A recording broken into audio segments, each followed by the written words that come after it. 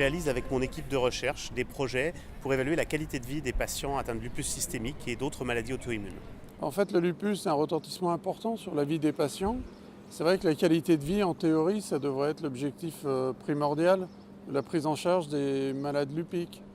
En fait, on se rend compte qu'on a du mal à prendre ce paramètre en compte régulièrement parce que les consultations sont malheureusement trop courtes. On aborde plutôt les traitements, savoir si on tolère bien, etc.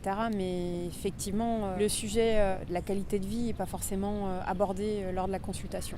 Alors, on ne voit pas ça forcément sur le coup comme la priorité, même si au quotidien, c'est hyper important, puisqu'il faut vivre avec, quoi. On a déjà conduit des travaux sur des cohortes de patientes importants, de pas loin de 300 à 350 malades. Ces travaux ont bénéficié de soutien institutionnel important, notamment la filière maladies rares, qui est une fédération qui regroupe tous les centres qui s'occupent de ce type de pathologie. Alors la principale ambition du projet, c'est d'essayer de combler le décalage qu'on a parfois entre la perception du médecin et la perception du patient, en mettant à disposition du médecin des outils de mesure du ressenti du malade.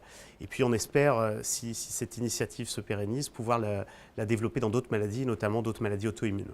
Grâce à la mise en place d'une plateforme de recueil des données sur la qualité de vie, nous souhaitons rendre accessible aux médecins le profil de qualité de vie de leurs patients atteints de lupus, puis évaluer l'impact de ce profil sur leurs décisions médicales. Oui, ça pourrait être utile d'avoir tout un tas d'outils effectivement à disposition des médecins qui leur permettent de savoir, avant qu'on arrive dans le cabinet en rendez-vous, si effectivement en ce moment ça va bien ou ça va pas, pour proposer des solutions. Un premier projet de recherche effectué au contact des patients via des entretiens sociologiques nous a permis de constituer une banque d'items de qualité de vie.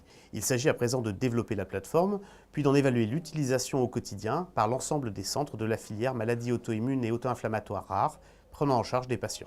Pour que ce projet puisse voir le jour, on a besoin de votre soutien, du soutien des patients bien sûr, mais aussi de celui de leurs proches, de leurs familles et de tous ceux qui veulent voir avancer la recherche dans le domaine de cette maladie du lupus systémique et plus généralement des maladies rares. Et on vous remercie par avance de votre soutien.